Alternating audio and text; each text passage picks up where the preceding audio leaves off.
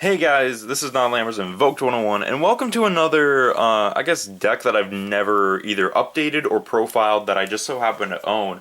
And this time it's Exodia. I like to call this Exodia Stun, I don't like to call it a stun deck, or a stall deck, because this is not a stall deck. This is a deck that is basically meant to a degree, lock down your opponent and gain you advantage until you get the Exodia pieces. Or it's also meant to use this guy to grab back your Exodia pieces. So I don't like calling it a stall deck, because I don't think that it's a stall deck. Anyway, let's jump into the monsters, because there's actually quite a few monsters and spells and traps. It definitely has more spells and traps in it, but the monster lineup is still pretty heavy.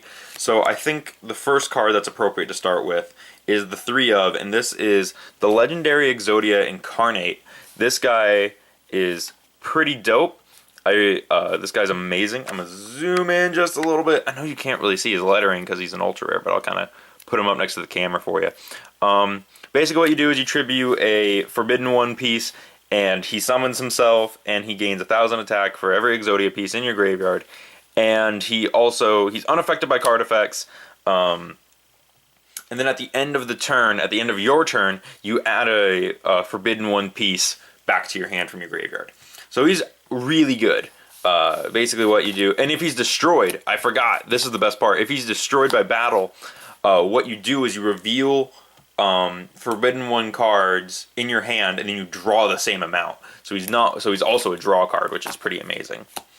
The next cards you run is, of course, Exodia, the Forbidden One, all 5 pieces, because it's Exodia. So, gotta run the 5 pieces of Exodia. Gotta run the Ultras, because the Ultra ones are really nice. So yeah, just run the Exodia bits, because this is an Exodia deck. So he is part of the core strategy. And then the other 3 of we run, actually, this guy's actually, like, I'm glad this guy came off the ban list for this deck. Sangan! We run him because Sangan is goofy and fun, and I'm pretty sure he can search this guy, but I'm certain I know he can search the pieces. So we run 3 Sangan just because he's Exodia's friend. He's Exodia's best friend. Any Exodia player knows that you got to run Sangan. For some 2 ofs, we also run 2 Dark Mimic because he can draw a card, 2 Battle Fader just in case, and then for our 1 ofs, 1 Kree Bandit to search our spells and traps, basically, and 1 Armageddon Knight. Honestly, this guy could come out for, like, not Desires, but for, like, Heart of the Underdog or something, like some other spell card. I'll talk about some of the spells when I get to them. So that's it for the main deck monsters. Again, I said that this was a pretty small lineup, but going into the spells and traps, or at least the spells for the most part, the spells for the first part, 3 Dark Factory. This card, we need to see this card, because your main goal is to keep the head in your hand while discarding the pieces and using this to get the arms and legs back. So that's one of the big deals with this deck. The next card we run is 2 Magical Mallet. Magical Mallet basically can help you reset a bad hand. It also, once in a great moon, if you go second and you activate this, you can draw all 5 pieces. That is a thing that can and may happen to you. Pot of Duality to grab that one last piece that you're missing from the top of the deck. This is like a 3rd copy of Magical Mallet. This honestly could be another Pot of Duality. It could be another Magical Mallet. It could be literally anything else. It's basically just there. 1 Upstart because Upstart is good. 1 MST because I don't know. Some of these last few 1 of spells are kind of weird. 1 Fissure. I will always believe that Fissure is a good card. It's non-targeting destruction of the lowest attack monster on your opponent's field. So if they only have 1 card, you just activate this and it kills it. I think Fissure's good. Necro Valley. I don't know what my thought process with Necro Valley was, because there's like no reason for it to be in this deck, especially since it's so graveyard heavy. That's it for the spells, though. By the way, like, that's all. Moving into the traps. This is literally the best card in the deck right here. 3 Obliterate. 3 exclamation point. Obliterate 3 exclamation point is really good. It puts a card back into the hand by sending an Exodia piece from the deck to the graveyard. You target a monster on the field and send 1 Forbidden One monster or Exodia card from your hand or deck to the graveyard, and if you do, return the targeted monster to the hand. Then if this card is destroyed, is sent from the spell and trap zone to the graveyard, target a Forbidden One monster in your, or Exodia card in your graveyard and add it to your hand. You can only use each effect once per turn. But still, I really like Obliterate. I think that it's great. And also, if you line them up just right, it looks like a big... I like it.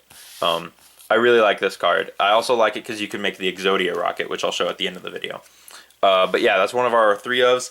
The next 3 of is Fiendish Chain. This should be Phantom Knight's Fogblade.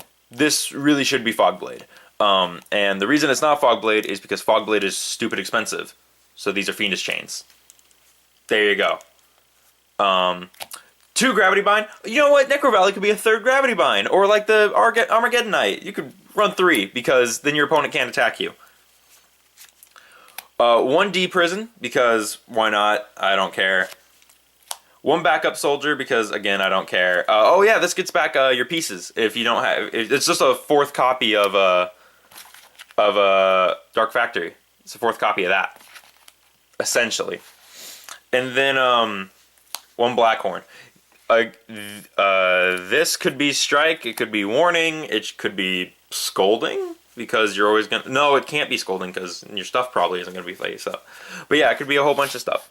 That's it, by the way. That's like the entirety of the deck. I know that this deck profile was like really short, but that's because this deck isn't like super big or whatever. It just doesn't have a lot going on for it. There's like nothing going on for this deck. It is really fun. It's really goofy. I genuinely do enjoy this deck. I think that it is super fun. And the amount of wins you can get off this deck is also really, really fun and goofy. Because you'll be like, oh, man, how did I ever win with Exodia against ABC? Or how did I draw that sweet, dank Exodia off of... this is wrong. This should be the other way. How did I draw that sweet, sweet Exodia off of... Magical Mallet? No? What? Huh? There we go. There we go. Off a Magical Mallet, and no one will know. Everyone. Nope. I had it going. I had it going right. I'm sorry. And people will be confused. They'll be like, I don't understand how this dude just went like 3-1 with Exodia at locals. It'll just be stupid. But there you go. So, yep, I hope you guys have enjoyed this video. I hope that you have gotten some value out of it, and I will see you guys in the next video. Goodbye.